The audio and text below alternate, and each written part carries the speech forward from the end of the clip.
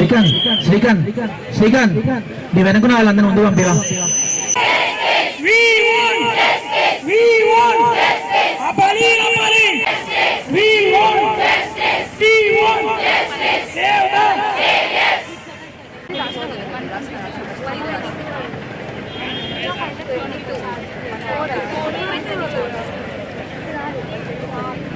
శ్రీధర్ అయిపోయిందా గణేష్?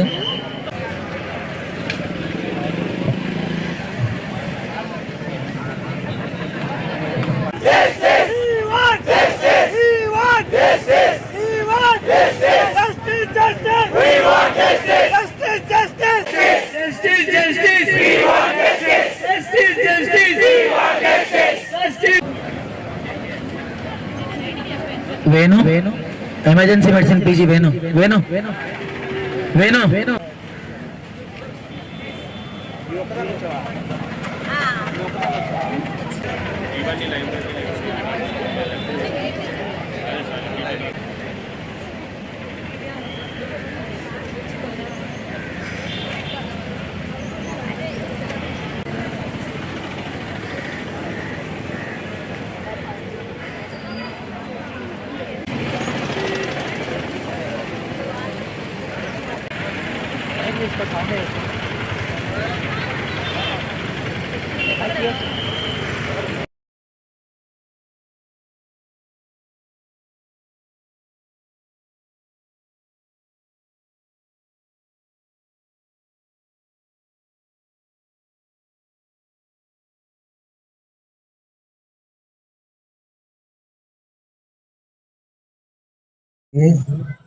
ఎంతో పవిత్రమైంది.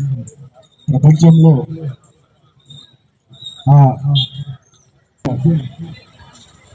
అభ్యసించి ఒక డాక్టర్గా ప్రజలకు సేవ చేయాలనే ఒక దృక్పథంతో ఈ వైద్య విద్యలో అందరూ కూడా రాణిస్తారు. ఎందుకంటే ఈ మాట నేను అన్నది కాదు, స్వతహాగా మా ఇంట్లో మా అమ్మ ఎప్పుడు, మా తల్లిగారు ఎక్కువగా చెప్తా ఉంటారు. అన్న తర్వాత డాక్టర్లే అంత ప్రపంచంలో ఆ స్థానం ఉండాలి, మనము డాక్టర్లకు గౌరవం కల్పించాలా, ఏ విధంగా మనము తల్లిదండ్రులను గురువులను ఏ విధంగా పూజిస్తామో ఆరాధిస్తామో అలాగే డాక్టర్లకు కూడా మనము ఎంతో గౌరవము ఇవ్వాలని చెప్పి ఎప్పుడు కూడా చిన్నప్పటి నుంచి కూడా ఆమె చెప్పినందువల్లే నేను మా పిల్లవాళ్ళకు కూడా డాక్టర్లుగానే చదివించినాను. నాకు 2 కుమారులు 1 కుమార్తె. పెద్ద అబ్బాయి వచ్చేసి ఇక్కడే గడప రిమ్స్లోనే ఇక్కడే ఎంబీబీఎస్ చదివినాడు. ఆ తర్వాత రేడియాలజిస్ట్గా బాంబేలో ఎంజిఎం కాలేజ్లో పూర్తి చేసుకొని హిందూజా హాస్పిటల్లో ఇప్పుడు ఆయన అక్కడ జాబ్ చేస్తున్నాడు.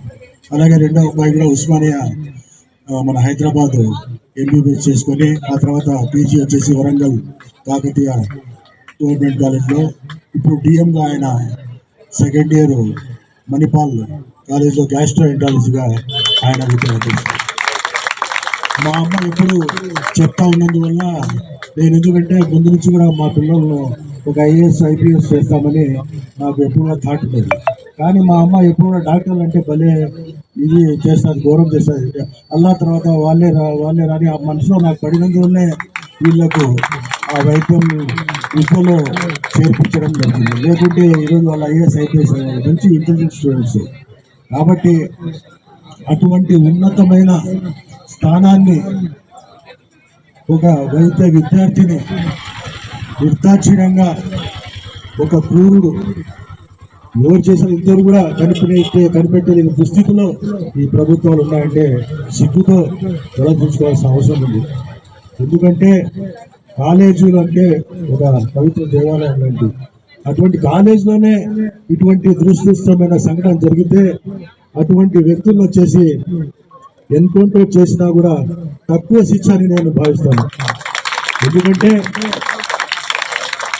ఒక తల్లిగా, చెల్లిగా, భార్యగా ఎంతో సేవలు అందించే మహిళను మన భారతదేశంలో ముఖ్యంగా ఇటువంటి వైద్య విద్యలో చదువుతున్న విద్య అటువంటి కాలేజీ ప్రాంగణంలోనే ఈ దురదృష్ట సంఘటన జరగడం మొత్తం భారతదేశానికే చాలా సిగ్గుచేటైన విషయము. ఇప్పటికైనా రాష్ట్ర ప్రభుత్వాలు, కేంద్ర ప్రభుత్వాలు వాళ్ళు ఈ పాత చట్టాలను కూడా వాళ్ళు రూపుమాపి కొత్తగా, ఎందుకంటే ఇటువంటి పనులు చేసే ఎవరిన దౌర్భాగ్యులు ఉంటే వెన్నులో వణుకు వచ్చే విధంగా అప్పటికప్పుడే ఈ విధంగా సౌదీలో ఎవరన్నా తప్పు చేస్తే నడి బజార్లో ప్రాణానికి ప్రాణం ఈ విధంగా ఇస్తారు. ఆ విధంగా చట్టాలు తీసుకొస్తేనే ఈ రోజు ఇటువంటి సంఘటనలు పురాణం కాకుండా ఉంటాయని చెప్పి నేను అభిప్రాయపడుతున్నాను. ఈ సంఘటన చాలా దురదృష్టకరమైనది, చాలా బాధ కూడా కలుగుతుంది. ఆ తల్లిదండ్రులకు మా తరపు నుంచి వాళ్ళకు సంతాపం తెలియజేసుకొని ఆ పాప కూడా ఆ అల్లా దేవుడు ఆత్మశాంతి కలిగించి ఆమెకు స్వర్గంలో స్థానం కల్పించాలని కోరుకుంటూ ఈ అవకాశం ఇచ్చిన మీకు అందరికీ